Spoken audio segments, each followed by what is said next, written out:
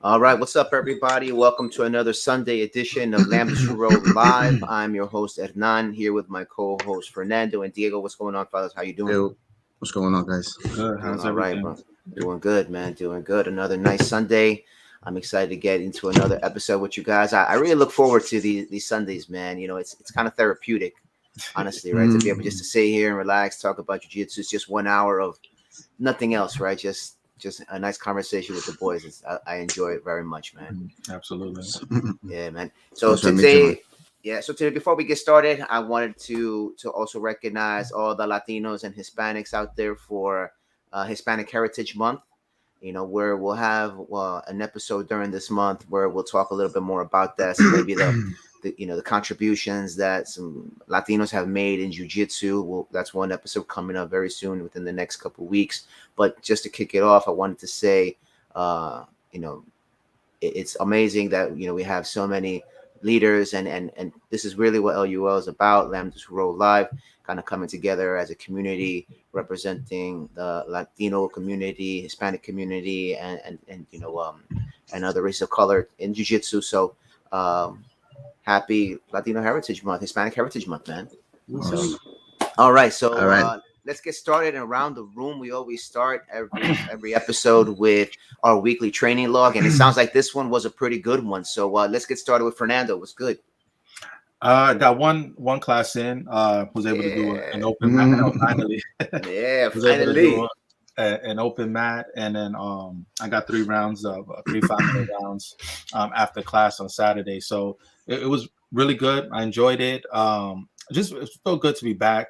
You know, now from like kind of like an analytical perspective, you know, like going over my rounds and things like that, like noticing little mistakes that I made, and I'm like, you know, I could have had this, you know, that's something for next time. I'll put it in my I created like a mental note. So I'm glad to be back. Was able to find some time, and hopefully I'm going to build on that. And I know we talked about this a little bit yesterday, and you were telling me that you got some good feedback from some of the higher belts, right? Yes. Yeah, one of my training partners, Eric, from Capital MMA, he told me, you know, that I stay surprising him every time. Nice. He got high mount on me, which is a bad position to be in. I know that I was supposed to keep my elbows down, but I kind of had them flared out. I was trying to create a frame, so he was able to establish like a high mount, but I was able to escape through the back door, and I was able to grab his back just as the time expired. I wanted to see what I was going to do in that situation, but you know, he told me that, you know, like I've improved a lot, which is shocking because like I haven't been rolling, you know, like in a long time, you know, since July. I would say this is probably like my 5th, 6th class maybe since July. So, you know, that's always good feedback, you know, especially from somebody who I respect a lot, who's a 2-stripe purple belt. You know, so it's not like he's, you know, somebody that's brand new or something like that. Like he has some years on the mat. So, you know. Yeah, that's always good. That's always good to get that feedback from your peers or from coaches, instructors, because it really, you know, gives you that confidence or that motivation to continue moving forward, and also gives you that reassurance that, you know what, you're on the right path. So that's definitely a good thing, man. Good deal. So Diego, what's up, man? Yeah, man. I mean, I taught on Tuesday. Well, we had a little open mat on Tuesday night. Nice. You know, so I had some training there. And I went to a friend's school on Thursday night. Finally, after, you know, a long time coming. He's been training for a while, but got to visit those guys. And yeah, it was a fun night. I mean, got to roll with some new people. You know, gives you a chance to explore, kind of see where you're going, or, you know, what you have in your toolbox. You know, without, you know, because people in the school, they start learning your game. So it's nice to kind of like, you know, spread your wings and kind of like, you know, see where, you know, where your techniques take you with other people. So that's always fun. Yeah. Friday morning, had a nice session too. You know, some no-gi rounds, and finished off with, well, haven't finished off yet, man, because they were looking for an amazing open mat with 5 black belts. So, you know, we'll see. But then yesterday had an amazing time, man. And, had an amazing time with, Professor Z Cobra, Joseph Manuel. He is from Cutting Edge, Harrison, New Jersey. huge shout out to the professor. Had an amazing time, man. Spent a little over an hour with him going over some Q&A, and he broke down some techniques that I'm hoping that can help. And man, he was very technical, very his technique, his explanation was flawless, and man, it was an amazing time. So I guess it topped off with a nice Saturday. That's and awesome, man. Getting to roll with Joseph. I've seen his videos. And we've known him through the jiu-jitsu community for a very long time. He is Hobson Mora's, I think, first American black belt. I mean, he's been in the game for a very long time. He's awesome dude, man. Yeah. I think he's medaled at Worlds and stuff. Really good. He's really good. Has some cool videos. And then he decided to smash me for the for the last. I'm not surprised. But yeah, man, it was a fun time. Got to learn a lot, man. He was Hobson Moore is a black belt, and Hobson Moore is amazing also, man. If you look at some of his videos, and it's nice to learn from people that you can relate to, and can implement some of those techniques, So Hobson is a legend. Yeah, Hobson is a legend, man. It's interesting you say that because he's not that big, right? He's I think he competes like in the light featherweight, like 140 division. He's a small guy. So that goes to tell you that technique trumps strength, man. So good deal, man. Yeah, and that's a good segue. I mean, I guess you're gonna segue into the topic because. Well, let me break down my training session first. Oh, I'm sorry, man. You went around the room. I got excited with finishing off. You should have ended up with my my seminar. Was good. Oh man, we'll go back to that. This week was good because everybody got on the mat before. We were talking behind the scenes, and I was so happy to hear people were training. Fernando giving me feedback. You telling me about the seminar, and we had a good, pretty good sessions. Couple sessions here. Yesterday was pretty good. Had some nice rounds with the guys at the Movement Lab in Baltimore, and had some new folks coming in trying out for the first time. That's always exciting to have new people come on the mat. Some of them had a little bit more experience than others, but it's always exciting to kind of have new people and kind of seeing the program grow. At the same time, we had some of the guys here at the garage, some good rounds on Thursday. But yeah, man, just kind of getting it in. I know Fernando was amping us up to get into that Fuji competition, right? I think you said you signed up, right? I signed up. Yep. Mm-hmm. Oh, it's official now. Yeah, I'm gonna promote it here. I didn't know about it. They need to. I don't know why I don't get their announcements. They should post them. They have good tournaments. So I'm gonna announce it here, and I'm gonna see if some guys can go through. Yeah. So once you release that information, I was like, oh man, I gotta gotta get ready for that. So it's good. You gonna try it? You gonna try it, Jay? Yeah. I'm gonna do it. Yeah. We got about 7 weeks. The only problem is that you don't know who signs up, which kind of for white to purple, they're great tournaments. But purple black is a little challenging, and that goes for a lot of tournaments outside of IBJJF. Yeah. I don't know why, man. I mean, I don't know. I'm not sure why IBJJF is like the platform to test, your skills at a black belt level. Lower or more local competitions really do need that representation too. And you see it often. You see it like, maybe one or two, but definitely to get a little bit more competitors at those levels would definitely be great to kind of help the smaller guys grow and just come to promote jiu-jitsu a little bit more. But yeah, I'm gonna sign up. See what's good. Try it out. Test, where I'm at. Yeah. It'll be my first competition at black. So I'm interested to see where it goes. I just kind of got to focus and trim down a little bit. I want to get down to lightweight. So kind of compete where I'm supposed to be. So yeah, for sure. I'll sign up too. We'll end up fighting each other. But just don't beat me up too bad, man. Don't make me look bad. Yeah, right. This guy, bro. Okay, so let's segue into it, Diego. Man, so what's today's topic about? No, I mean because we spoke about we were talking about Hobson Mora and all that, and so we're talking about learning or learning from YouTube, right? And particularly jiu-jitsu, techniques from of jiu-jitsu from YouTube. How does that play out, right? Right. How to is it a good thing? Is it something that we should encourage or guide? So I mean, I have a certain opinion about it, but if you guys want to Would love to start hear and it. share, yeah, you want me to kick it Yeah, off? yeah. Let's kick it off, So man. Let's see where it so goes. I think so I've heard a lot of, or I guess everyone who comes into the school, you know, um, who is eager about learning jujitsu, they you know they want to get as much information as possible, right? But jujitsu is, if you learn jujitsu, right? If you start learning jujitsu as years go on, you know that it's not the case, right?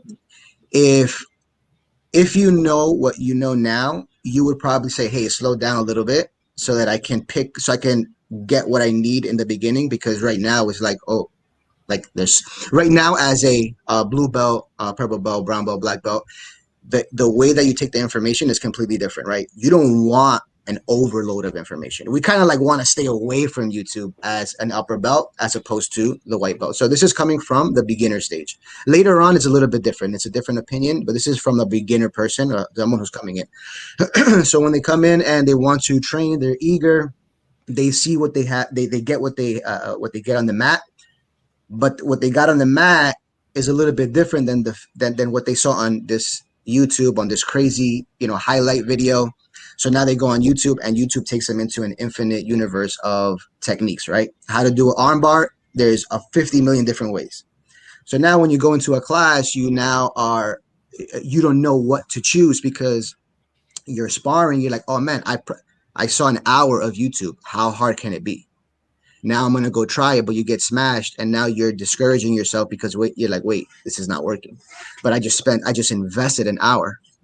So I feel like as a white belt or as a beginner, when you're coming into learning jiu-jitsu, then there shouldn't be too much information coming from an other source. And this is from anything.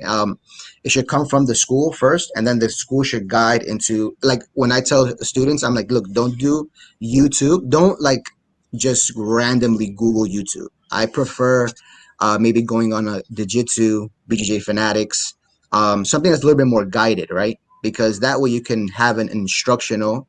That's a little bit different than YouTube and kind of endlessly going into. And then you have those who are my bad, man. Like if you guys want to jump in and cut No, me no, go off, ahead. like please, No, no, man. you're good. You're good. So another thing is that a person comes in and they're learning and then they get injured. So it's the same thing because in the beginning people get injured. Like right now, if I get injured, I'm not jumping on YouTube. I'm not trying to learn more and more and more techniques for that purpose. I'm trying to, other things that I'm trying to balance it out. So people who get injured, they take a break and then they overload, or even not injured, maybe just take a break for work or whatever. But they feel they need to bridge that gap with more and more and more and more and more and more information. Right. Then when they come to the school, it's like, wait, nothing is working. As opposed, I don't know if this ever happened to you, as opposed to you getting injured or taking a break, not doing anything in between, coming back and being like, oh, wow, like I know this, I know that. And you start like new doors start opening up in your mind. So your mind is the way I see it is like your mind is a computer, right? Yeah. You're loading information. Sometimes it overheats. Sometimes there's too much. It has to shut down, reload, boom, you're back to a smooth flow. So at the end of the day, I feel like going into YouTube should be guided, but in itself, I think like YouTube for jiu-jitsu specifically, if it's not like a class, and again, like now they have platforms is different. Right now they have like classes and all that stuff. So if YouTube is a course, right? If you go and you do YouTube, we're only saying YouTube because it's so random, right? It's not like an online university.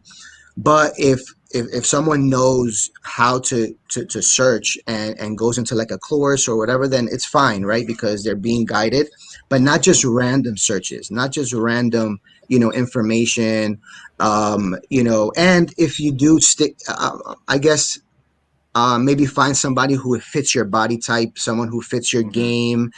Like I learn from everyone, right? Or I try to like search and learn from everyone, but I'm not gonna search up or take, for example, I don't know, somebody who's a lot Ryan. Buchecha. I'm not gonna like follow Buchecha's game, right? To like in its entirety, right? Because he's a much bigger, heavier, guy. Right. Yep. So at the end of the day, like, so if you're gonna search, if you are going to go into learning online, and it should be guided, it should be there should be a direction, a purpose, and it shouldn't just be like, oh, let me just Google, I'm sorry, YouTube arm bars, how to do arm bars, 50 ways to do arm bars, and now I'm just like looking at, because nothing's gonna stick. Yeah. Nothing is gonna stick.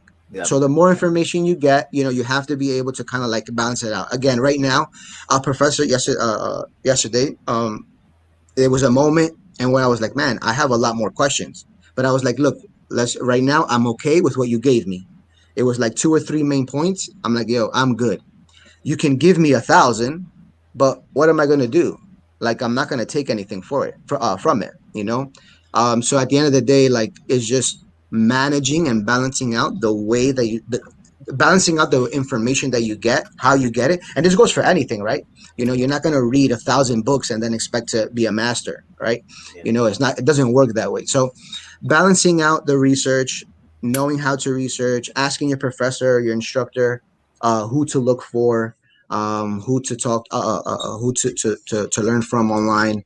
But that's my, I guess, 2 cents on on the matter. Let me get a little bit of water for that long-winded. Winded. No, I agree 100% with what you said. I mean, I don't encourage white belts to use YouTube or any online resource at the beginning of their journey. I encourage them to pay attention in class, to take notes in class, to record the instruction in the class, and let that be your resource as you learn. Because, like you said, there's so many different variations, and each professor, each instructor, each coach is going to teach it just slightly different, and you might get caught up in the details and be like, wait a minute, this guy taught this a little bit different, and wait, is that right? Is my coach wrong? Maybe this guy's right. And then at the same time, for example, with something like YouTube, and we'll talk about this when we go through our list of top 5 recommended resources.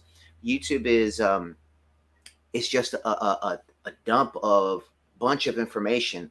It's not like other websites that really define techniques, or even instructors or practitioners that you could filter in a certain way that's efficient. You kind of have to know where to look for, and sometimes you might find just some random guy doing a move, and you think it looks good, but it might not necessarily be the best thing for you. So YouTube is probably the most risky, but I would recommend in general. There are pros, but there are cons, and from the cons, there is the abundance of information that you, as the person who's looking for this information, has to sift through. And like Diego said, the best thing is to really, at the beginning, and this is all at the beginning, to really lean on your instructor and your coach to help guide you. And I do like what you said about finding the right instructions, the right videos that fit your game, your body type, because I mean, it's really important. But how do you determine? Do you? It takes a while, I guess, to kind of know who's who in jiu-jitsu, right? What's the best way? Like, let's say I came into the school. It's my second month. I'm really enthusiastic about jiu-jitsu. I'm not really developing a game yet, but I kind of want to start seeing what works for me. What advice would you give that person? Let's say he's like, a smaller guy, kind of like us. Like, what would you tell someone like us? Like, I want to supplement. I come up to you and say, hey, coach, I want to supplement my training with some videos. What do you recommend? I mean, like, you have. Yeah, go ahead. No, I was gonna say, should you refer them to a website, or should the school, also start investing in developing their own database of videos that you can kind of. Yeah, man. I mean, like, and Fernando, I wanted to ask you as well from that, and in a second.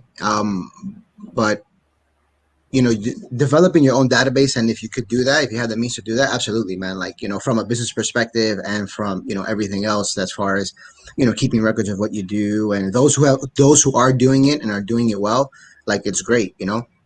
So that is definitely, a great advice, right? If you can do it, absolutely. If you have the means to, but as far as, like, recommending, I mean, you can narrow down based on just physical appearance first, right? Size, right? Yeah. Certain things that, may match you or may not. Maybe, for me, I have to look for people who are, again, not going to be in a heavyweight division, right? Can I learn certain tips and techniques from them? Yes. Can I learn certain characteristics from them? Absolutely. Like that is different, right? But when it comes to developing certain moves and games or whatnot, like, yeah, even on excuse me, even certain abilities that you have or don't have, like, I may not be as flexible as the instructor. So maybe I won't look for instructors who, play too much of a certain thing that, it needs that, right? Require that. So at the end of the day, like, there's certain things so me as an instructor, if someone comes to me and asks me, and if I look at them and I see them, or I see what kind of game they want to play, then we can recommend them to a specific person or category. Professor Omar, who's here, he recommends specific individuals, which is nice for the student. Nice. But I guess it's just like, seeing what they're looking for, and then just picking out who we think is the best. And then at the end of the day, like, it begins your own research also, right? It's not like the professor says, you gotta look at, Buchecha, and that's it. Then that's the only person. No, like, it may start your interest, but at least you're guided in the right direction. You're not going on YouTube and you're finding armbar from someone who doesn't train jiu-jitsu, right? Because you have that. Like, unfortunately, like, you have misinformation online. So at the end of the day, like, if anybody can put out whatever they want, then we have to be careful, right? And this obviously, this doesn't just go for jiu-jitsu, right? This goes for absolutely anything, right? We have to do our due diligence, and we have to make sure that we're picking out the right people and the right groups of, so we can recommend certain based on what we feel, and then letting that person know that, they have to explore what, obviously, but my biggest thing is, I think, like, they should give the school, to make sure that the school is their base, their foundation. If they don't feel so the school and the like, the foundation, but then being able to train in other schools also makes a huge difference, right? And we talked about that. So at the end of the day, again, it's the balance and moderation of, like, to make your jujitsu, like, whole, right? So it's kind of like, telling, guiding the person or guiding that beginner to where they need to go to. Again, even if it's YouTube, but to a specific area. But yeah, I wanted to ask for Fernando, like, when you're coming off and starting off, like, were you that person to research online also, or just to be like, hey, you know what, let me just kind of stick to what the class is doing? So in the beginning, like, I was super inconsistent. So I would come and go pretty much as I please. I come for like a week or two, then I'm out for like 3 months. I come back, things like that. So when I first started, obviously, in hindsight, like, I was getting smashed all the time. So it was like, okay, I'm gonna go on YouTube or like BJJ Fanatics, and next time I'm gonna catch them with like a crucifix, like something that they're not gonna expect that from me. But then, like, not having that solid foundation base in jiu-jitsu by attending classes consistently was a hindrance to me, because there was different techniques, ways to set that up that I didn't know, that I would miss, and then all of a sudden, I'm back to square one, just getting smashed. So like, it's a decent supplement, in my opinion, but I really feel like that you would benefit more if, just by going to classes, learning from your instructors, and building that solid foundation first before you try to go and implement, like, detailed techniques that that require years and years and years of mat time and training. Mm-hmm. Yeah, I'm glad you said the foundation part, man, because like, man, if the foundation aspect of jujitsu helped me out tremendously. Um, I wasn't a consistent person training because I started the business early, Mhm. right? And it took away like from the training, and this is my own choice, right? But it's is I had to balance that out. But when I first started with Professor Mike McCulloch, uh, uh, rest in peace. Yeah. So when I started with him, and he was focusing on fundamentals and foundations, I didn't know how important that was until I transferred to a different school. I thought it was like, oh man, like why is it so basic? Man, I want to learn this and maybe this and how come this, how come that? And you start going through that, right? Like as a white belt, you want to like, get everything, man. And then I didn't know how important that was until I transferred to a different school because I was closer. The other school was too far or whatnot. And I started like, man, this is helping. And then now, as a black belt, I'm like, man, those were the most important years of my life in jujitsu, right? How beneficial that was. And then because that made me go into Gracie Combatives. If someone is looking to understand certain foundations and basics and principles, that's a really good series. And also, being that we brought him up, Hobson Mora's series. He has a white to black belt series. I do not know the name, but it's not the most recent, but it's a very, very good series for the beginner, all the way up. But yeah, man, the foundations, the principles of understanding your base, your framing, your connections, is huge. You can break down a house, and if you still have, we know, right? If you still have the foundation, you can still at least build from there and keep. Again. If you can't take that out, then you're never gonna really remove the entire, what I'm saying, structure. So at the end of the day, like if all right, you broke down certain things that I tried to use, certain framing or whatever, but I still have my base. I still have my position.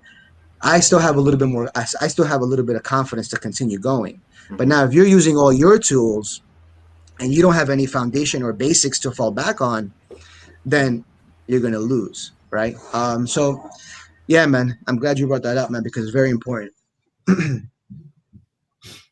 And I feel like Yeah. now, like that, I'm still, even as a blue belt, like that time that I missed, you know, and I feel like I'm still playing catch up.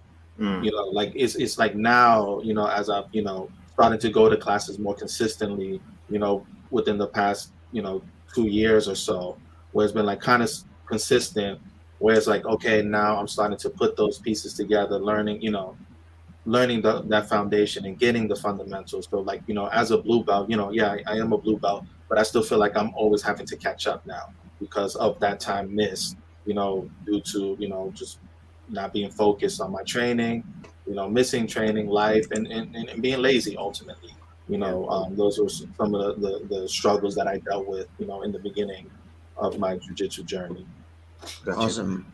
So Awesome. what are we talked a little bit about, like, kind of like the be careful, the pitfalls, almost kind of like the cons of online learning, the fact that there's too much information, that you kind of have to know who to look for, where to look, what type of technique you want to go, and be really cautious of that mental overloading. But what are some of the pros in doing that? And what are some of the benefits of actually, using online resources for your progress?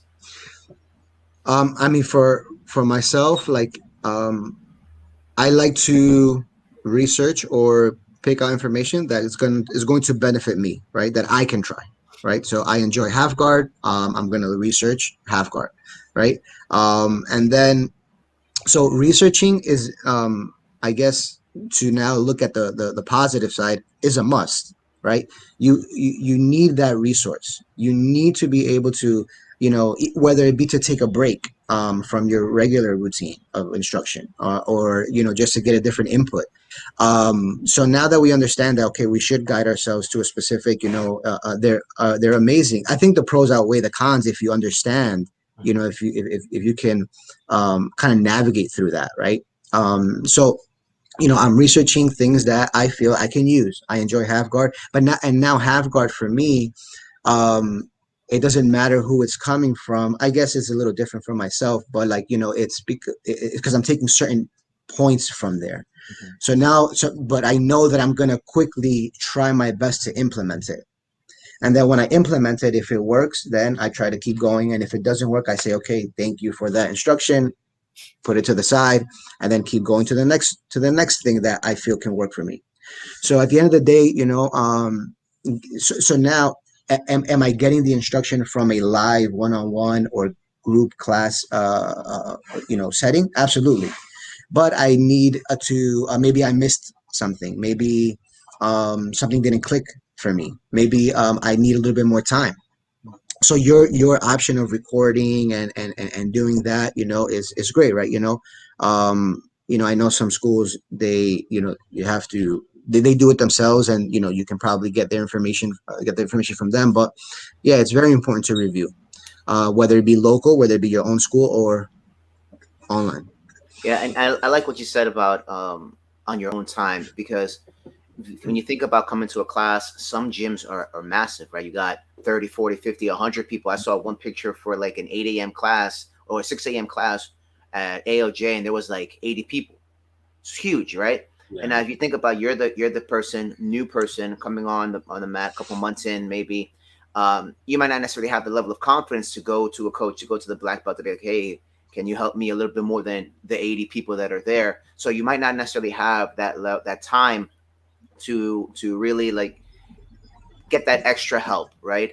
At the same time, when you teach a technique, and everybody who's trained jiu-jitsu, we've gone to class, the instructors, and depending on the instructor, they might not be as detailed. I've gone to some classes where like the guy teaches 2 classes. All right, you good, let's go. And you're like, wait a minute, I didn't catch that. And you're not going to be the one to say, excuse me, can you do it one more time? It's a little embarrassing sometimes. You want to keep it going because everybody's is waiting for the end of the class to start rolling, right? Mhm. That's really why people would really go, is because they just want to go and roll. But you, as the person who's receiving that instruction, you might need to slow it down. And then you might not have time at the end of class. The instructor might have to leave, or maybe he's busy attending to other people coming in, following up on these, because he is, at the end of the day, if he's the main person running a business, he's also running a business, so he has to give attention to other things as well. So you might not have the time. So for me, one of the benefits of using online resources is the fact that you can learn on your own time, slow it down a little bit, and kind of you not have to worry about boggling down somebody else for help. Now you can take some of that information, and what I would typically do and advise is, like, let's say, just to keep it basic, learning an armbar from the full mount, and you're spinning to the side, getting the armbar, and maybe you see it one day. I would validate that with my instructor. Say, hey, listen, I know we were learning arm bars the other day. I went home and I researched this person, and he showed it this way. What do you think about that? Can you help me just fine tune it a little bit? At that point, do that, or even a higher belt, right? If the instructor is not readily available. But yeah, I think I love the fact, for me, one of the pros is the fact that you can slow down your learning process, but at the same time, be very careful of the over information. So I Yeah. think that's really important. So one thing that you mentioned that I want to validating, right? Validating the information that you get, and so kind of looking at it from a certain perspective, right? You're validating the information. Now, the student who does so should not should try their best to validate with the instructor. But if the instructor cannot validate it, it does not mean that is correct. So it doesn't mean that the technique is right or wrong, and it doesn't mean that the instructor is right or wrong.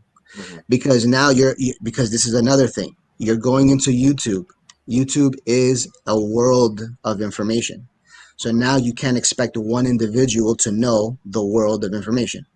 So you have to also respect what that balance, right? So now so again, like, someone who comes in as a beginner and is eager and is looking and is like, oh man, they want to see those, oh man, he's not a UFC champion, he's not this or that. Well, oh, I'm sorry, they see a UFC champion, they see them do X, Y, and Z, but now they go to a school that is like, oh man, like, what do you got? When that person is probably a beast on the mat, right? So at the end of the day, like there has to be that understanding, that respect, that balance, that moderation of, you know, that back and forth. So that's in regards to validating with your professor, instructor, coach, whoever it is that you're training with. Yeah. Another pro too, and this could also be a con. I mean, it depends on how you take it. Is like we mentioned with Hobson. You know, you've gotten some DVDs from him, and he's obviously, you know, probably one of the best that ever done this.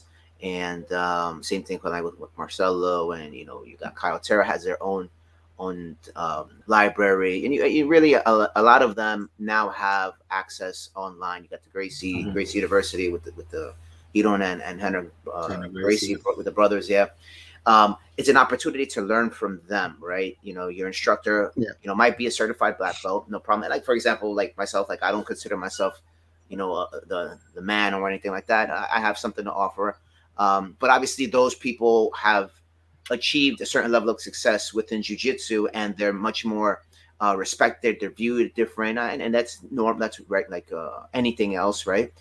So it's awesome to be able to kind of get that instruction in the comfort of your home, you know, but at the same time, the thing that we have to focus on is that making sure that one, you're not overloading yourself, and then two is that overrides your learning in the gym. I think the learning in the gym should be priority. The drilling with partners should be priority. You can't just 100% depend on learn jiu-jitsu online. And one of the things with that is that, and it's funny because when I started jiu-jitsu, I didn't intend to join a gym. I actually wanted to just know a little bit to kind of help me with the karate school that I was at, right? I was doing karate at the time. I was doing Tensudo at the time, and we had some grappling classes. So my intention was to learn enough so that I could just kind of hang a little bit with those guys. And we weren't really looking into going in deep dive into jiu-jitsu. So what I did at first was I bought the Gracie Combatives, right? It was popular at the time. It was out. So I bought the Gracie Combatives, and it was simple enough for a white belt to look into. But then what I realized after watching the first couple of DVDs is like, wait, who am I going to drill with? You know, am I going to drill with my, you know, 5-year-old son or my wife? And my wife didn't want to do it. So I'm like, I need to drill with somebody. And then going back and drilling with a training partner from the karate school, that that really didn't help because they're just as, you know, they don't have the same level of knowledge as I do. I mean, we're both on the same. React. They can't the react, same right? way. They like, yeah, they don't know how to be a good drilling partner. So you either have to have two of you learning that material at the same time. Where I found that level of success. Let's say you have a brother, or you have your wife that's interested in training, or your husband's interested in training, and you're doing it online together. That you're both invested into that and following the movements. I could see that benefiting, but at the same time, you need a drilling partner or a training partner that's going to give you those real life reactions. You're going to have to roll. You're going to have to test it. Even if you drill it, you know, you're going to have to test it. And if you don't have that opportunity, the online learning really is null and void, to be honest. At the end of the day, online learning should supplement your actual training on the mat with an actual instructor and training partners. Right? Yeah.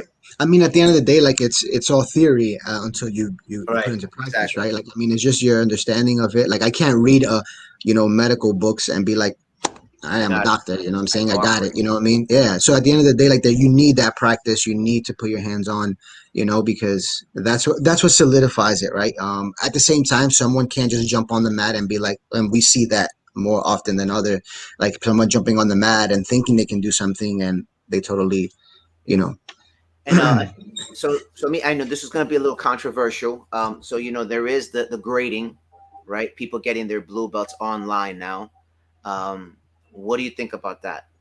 You know, I know, you know, this is going to be out there. I know that, but I mean, what is your opinion about getting promoted from online learning? I think we gotta take a break. Come on, Nah, I'm saying. I'm take a break kidding. on that one. No. Fernando, you want to? I'll answer. Yeah, I could jump in. Yeah, I don't agree with it.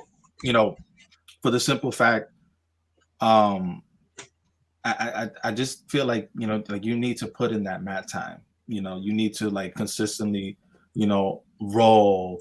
You know, see that improvement. I mean, as somebody who has a lot of, if you look at my BJJ Fanatics account, it's ridiculous, like the amount of money I've spent. I know my wife didn't hear that, but we might scrub this later. But like the amount of I just think even though like it is good to have, but I just feel like having the online, it's not a good substitute or even like a supplement for like the amount of hours and like drilling and rolling that it takes to achieve those levels. So I don't think that it should be, so I don't agree. I think that like it just be better earn the old fashioned way, like how we've done it, than earning it. I mean, yeah, man, I agree 1,000%, man, because for that simple fact, if jujitsu was not this physical, and if jujitsu was not like with the training that we do, then by all means, right? But you have something that is important to the art itself. So for you to remove, not for you to remove it, because there is like videos to have to show, but it's still not that intense, or it doesn't make you think the way that you do on the mat, right? Because there is that controlled environment, the same way that we compare competition to a street fight, right? It's completely different, and we have to understand that there is that huge difference, right? You're not getting punched in a competition, the same way that you're really not getting choked out on a video, that's an interview, right? Technically. So at the end of the day, like, the what I display or what I learn, it's still just, like I said, theory. Like, I have to put it to the test, not just once, or my armbar may work, one time, right? But is that enough, right? To show that, okay, I understand that move. Like, what I'm saying? Like, I can perform something really well one time. Doesn't mean I'm a master at it, or that doesn't mean I'm proficient at it. So at the end of the day, like, I feel like, yeah, the mat time is super important. The repetition, the practice is important. And also I think one thing that misses, or maybe not misses, maybe, everyone does so, but when you are getting promoted, another thing that for me matters is character, right? You're building, you're giving a responsibility, not necessarily anything else. You're giving a responsibility with a stripe, with a belt, with a school patch. Like, there's representation and responsibility behind it. So at the end of the day, like, I want to see a little bit of it. I want to see that you can defend yourself. Maybe not, you're not, again, not a master, and but let so that I can support it, right? In a more genuine and a way. So Yeah, I agree. And when this first came out, there was a lot of articles about people's voicing their opinion against it, and I think it's still relatively the same. And me, kind of having to go through the traditional route, of getting promoted from an instructor, attending classes for 12 years.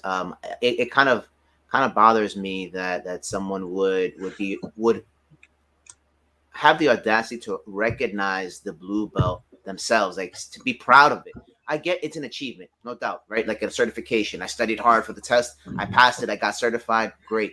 But this is something that is, I think, above and beyond that. Like Diego said, you have to. It's all theory until you actually know it's applicable. And when you're missing that fundamental component, how do you really know you can go out there and stand up and say, yes, I'm a certified blue belt, right? And usually it's at the blue, but I don't think they have purple, bronze, or blacks or anything like that online yet. I would hope not. But that's something that's a difficult pill to swallow. And the most difficult thing for me when I see is, and let me say this, that there are some cases where I would say, okay, I agree. You live in the middle of nowhere, but you still want to learn jujitsu. There's no jujitsu schools around. You have to maybe drive 3 4 hours. Yeah. That's different. You want to learn, great. But I wouldn't go out and open a school. I wouldn't go out and be like, well, you know what? I'm going to bring jiu-jitsu here. I'm a certified blue belt. You got to be a little bit careful with that. And then you see that sometimes happening where you have people opening up a program, blue belt and stuff. And I'm not saying that's not okay, because I've known people at blue belt that have opened. We've opened up a school at blue belt. Exactly. But we were training with other individuals, and we weren't really like saying, hey, I got a game to come and show you. I was just basically, transferring information. That's basically what I was, right? Whatever I learned, I passed it on, and we got together and trained, and we got better at the same time. It wasn't like, I'm learning a basic move from my instructor, but I'm coming here to teach Bolos and saying I'm the man type of thing, right? I was mindful of keeping myself in my place, and ensuring that whatever I was teaching, it was only what I was learning, so I can continue to just reinforce that muscle memory, reinforce the technique. But one thing that does bother me a little bit is the fact that you have these programs that do, certify, and then that individual thinks that they can open up a school or like that. Now, if you want to open up a little garage or a little program, something like that, to now supplement your training and maybe get better, great, no problem doing that. But you got to be careful about what your intent is for learning. At the end of the day, as we mentioned before, and after this we'll go to commercial break, is using online resources simply to supplement your actual learning on the mats. And that's the most important thing. If there's anything to take away from today, is, get in the gym, learn from your instructor, ask questions to higher belts, and then if there's something still a void, then look on it online. But even that, when you find it online, bring it back to the gym and say, hey, guess what, I learned from, Professor X, Y, and Z. This is the way he taught it. What do you guys think? So that you can validate that information, and maybe even bring something to the instructor that they didn't know, and be like, oh, that's great, let's add that. So, but with that, we'll take a little break, and then we'll come back to talk about some of the top 5 online resources that we've used and we think would be best for everyone. So let's take a little break.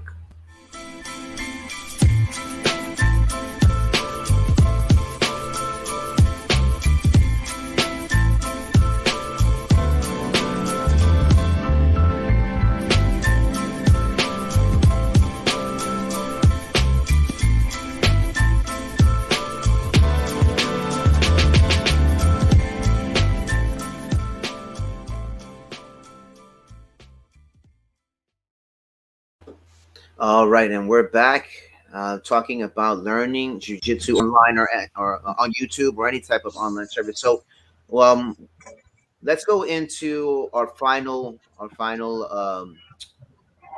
portion for this particular topic.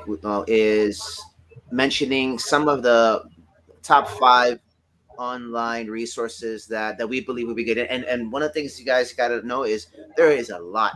There is a ton of resources out. Everybody and their mother has a website now that's showing videos, and it's really hard to find out. I mean, I was researching, the top online, to see if it was consistent with what I've used, and it's not. I mean, there is so many out there, ones that I've never even heard about. Everybody has one, and so it becomes quite a dangerous, a field if you don't know how to maneuver yourself through that.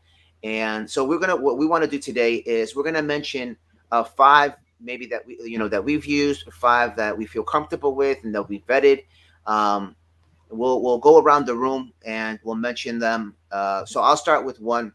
We've mentioned it before, and I think, and Diego also mentioned it, was the Gracie University, the Combatives, right? It's a DVD series. They have it also, I think, online as well. I mean, I got it way back when it was just a DVD. I think it's very good for beginners. It's very strongly focused on self-defense. So that's amazing, because I think for me, any person who wants to become a blue belt should have a strong self-defense foundation. We've talked about this before in previous segments, when we were talking about jiu-jitsu for self-defense and BJJ for law enforcement. Self-defense, I think, is the key to developing a strong foundation, and Gracie Online, Gracie University, the Combatives particularly, does that for you. Only thing for me and my con of it is that it's very focused on the Gracie style, right? And it's subscription based, I believe now. So you got to pay a little bit of money, right? And then you'll find this is the norm for most of them, but that's something that you kind of have to focus on. Diego, what do you think? No, man, I agree. I don't mind that, the Gracie style, or because it did benefit me, and so I appreciated that focus. But for beginners, I think is very, directed for beginners. But a good foundation video to start with. Fernando, which one you got? What do you recommend the folks that are listening? BJJ Fanatics is one. I really enjoy, the content that they produce. With my game especially. So, I feel like my game isn't as advanced where I can start like doing like attacks offensively. I mean, I do know obviously, how to, generate offense, but I feel like right now, like my game is like mostly strict on like defensive side of it. So like, for example, a couple months ago, remember I was caught in a head and arm triangle, or, and I couldn't get out of it. So just going there trying to like, get something that, how to defend that, so the next time, that I'm in that position, I'll know how to like, to defend it and then eventually escape. Arm bars is another one. Arm bar escapes is one that I use. One of the negatives I feel like with BJJ Fanatics, since they've done away with the DVD, which is good because I mean it's kind of outdated technology. Yeah. But I think that they should create like an app on like Roku or Apple TV, Amazon, that you have access to the library. Right now, it's you can download, it to your phone. But like let's say if you have a John Danaher series that's like 25 hours long or something like that, it takes up a lot of memory in your phone. So like, I had that situation where I like was downloading, I was like, oh, I can watch it like on a plane ride or, on my way to work. And then all of a sudden my phone doesn't work anymore. I can't turn it on. I have to, so that's a con that I think that BJJ has. Yeah, BJJ Fanatics is good. The only thing, I mean, you can search through technique, search through instructor, or practitioner, which is great. My only thing is it's not subscription based, so I would recommend. I mean, as a person who's using it, is that they develop like a subscription base where people are paying $3-4 a month, or whatever it is to access a certain amount of information. Because most of the time they're putting out like a series of DVDs. You got Danaher's philosophy on X, Y, and Z. You got Gordon Ryan's Nogi game. You got Andrew Wiltsey's Buzzsaw passing, and a whole bunch of other different ones. And you got to pay like $47, $97, $147, $247 for that series. And that tends to start adding up, right? Like you said, Fernando, I hope your wife's not listening to this. Oh, she's upstairs. Let me. Right. And so for the one who really can't afford that, it's like, oh, well, now I can't really benefit from that. The good thing is that BJJ Fanatics does do a great job of having promotional sales. A lot of times, you always see stuff online for sale, or sometimes they give stuff for free. I know I got one with Andrew Wiltsey's the other day for free, and I was like jumping for joy. So they do cool stuff like that, which is great. But what I would recommend is, instead of having like 15 techniques for that one series, maybe taking 2 of those and making a own separate database for just the online portion of it. And that's something that I haven't seen. Maybe it is up there, but I know that's not the way that they promote it. So, but it is definitely a good resource, and it's clean. Bernardo Ferreira, he does a great job of bringing in top level guys to like, show some techniques, and yeah, I mean, I think it's beneficial. Oh, another negative I might say is, especially for like a beginner, you run the risk of having information overload, because it's a lot of detail, a lot of, so that's the thing I'll be mindful. Right. Mindful of. All right. Number 3, what do you got, Diego? You got? I mean, I use Jiu-Jitsu, Jiu-Jitsu, with a J, not with a. I don't know if you're gonna post this up anywhere or whatnot, but yeah. So I use Jiu-Jitsu a lot. I purchase their videos. The same thing. You have to purchase their videos and it downloads. But for me, it's been, I like the instructors that they bring on, the way that they record. So that's one program that it's not subscription. You have to purchase the videos and not download them, but access them through their app. But a very good program that I've been, been benefiting from. Nice. So Any other everything else for me is DVDs. Like I haven't like DVDs was more popular before. Now, right. like you said, the online. I haven't seen. I haven't registered or haven't been part of any other online program. Um, specifically to learn from. So Nice. And so I would recommend that the last two, and this one is these two are great. Obviously, they'll have their cons too. But the good thing about the last two, I think number four, Jits Easy, which is actually run by a training partner of mine, a friend of mine, from GFT in Maryland. Gary, Professor Gary, he runs this. And the cool thing about Jits Easy, if you haven't um, checked it out. I recommend it. It's free. You can create an account for free. You have access to all the videos for free, and the content is separated. You can filter it by practitioner, by technique, which is really great. And there's a lot of stuff on there. Again, you run the risk of like it's too much. The only other thing too with that is that it pulls from different sources. So you'll have maybe some videos from YouTube. You have some that are stored somewhere else, and so on. It's not their own created content, kind of like a BJJ Fanatics, right? But it gives it to you and for free. So for me, I use it a lot because there's a lot of guys on there that are not really top names, like but they're really good. For example, Professor Taish, where he has a lot of content on there. That's my professor. So I like watching his stuff because that's the game that I'm playing because he's the one that's teaching me. So I like watching that, and it's stored there. You have a Denilson Pimenta who's there too, and other players that you might not really find on kind of BJ Fanatics that are just as good, that have a lot of great content. So that's one to definitely look out for. And then the last one, but not least, it's the famous, infamous, whatever you want to call it, YouTube. YouTube is great.